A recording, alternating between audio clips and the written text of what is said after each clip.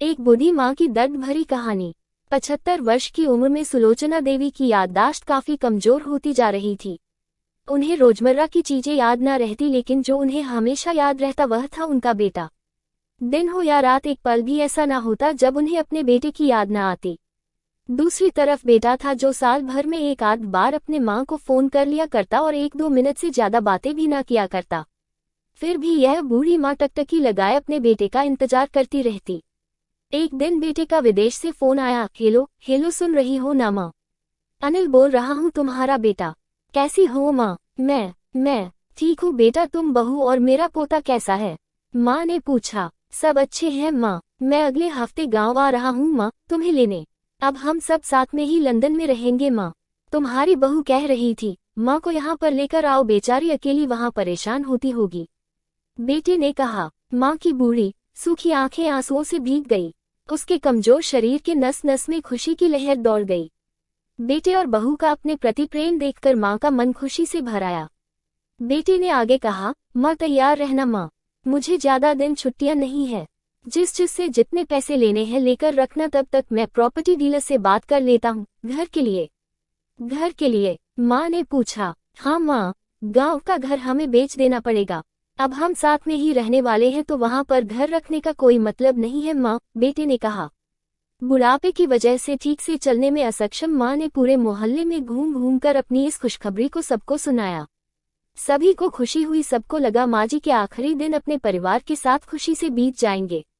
घर वापस आकर माँ ने अपने घर के कोने कोने को ऐसे देखा जैसे वह अपने दूसरे बेटे को देख रही हो।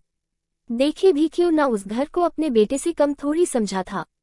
अपने पति के साथ 40 साल यही तो बिताए थे, लेकिन अब मजबूर थी बुढ़ापे के आखिरी साल बेटे और बहू के साथ बिताना चाहती थी।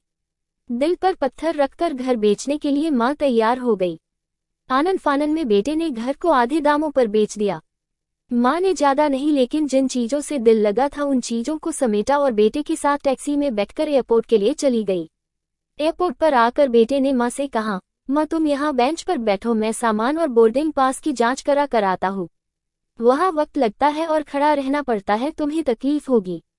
तुम यही आराम करो। मैं यूँ गया और यूँ आया। माँ बेंच पर बैठ गई और बेटा अंदर चला गया। काफी समय हो गया, बेटा वापस नहीं लौटा। माँ सोचने लगी, ज्यादा भीड़ होगी इसलिए देर लग रही होगी। उद्धरण चिन्ह। अंधेरा होने को आया, अब तो लोगों की चहलकदमी भी कम होने लगी। माँ को अब चिंता होने लगी। एक कर्मचारी ने आकर पूछा, किससे मिलना है माँ जी आपको? यहाँ पर क्यों बैठी है? डरती हुई आवाज में सुलोचना देवी बोली, मेरा बेटा अंदर सामान की जांच कराने गया है। लंदन जा रहे हैं हम। क्या नाम है माँ जी आपके बेटे का? कर्मचारी ने पूछा। अनिल नाम है मेरे बेटे का, सुलोचना देवी ने बताया। कर्मचारी अंदर गया और थोड़ी देर बाद बाहर लौटा। उसने सुलोचना देवी से कहा, माँ जी लंदन जाने वाली फ्लाइट तो दोपहर में ही जा चुकी है और आपका बेटा भी उस फ्लाइट में बैठकर लंदन जा चुका है। अब आपके यहाँ बैठने का कोई मतलब नहीं है, आप भी अपने घर चली जाए। क्या जा चुका है? और मैं घर जाऊं? घर? माँ की आंखों से आंसुओं के सैलाब उठने लगे। जैसे तैसे माँ घर पहुंची, जो अब उसका था ही नहीं, बिक चुका था। वो वही बरामदे में तुलसी के पास सो गई।